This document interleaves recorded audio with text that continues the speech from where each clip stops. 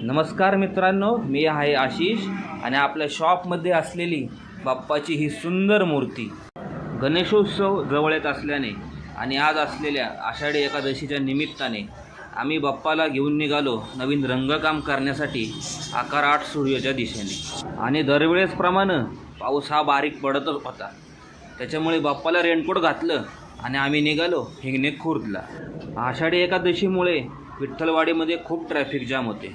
कसेबसे वाट काढत आम्ही हिंगण्यामध्ये आलो आणि फायनली पाऊस आणि ट्रॅफिक तसेच रस्त्यातील खड्डे वाचवत आम्ही आलो आकार 8 स्टुडिओमध्ये। इथं आल्यावर बघितलं बाप्पाच्या आगमनाची तयारी जोरात चालू होती। बाप्पाला सोडून जायची इच्छा तर अजिबात नव्हती, पण काय करणार, नवीन रंगकाम करायचं म्हणून मन मोठं केलं आणि आम्ही निघालो।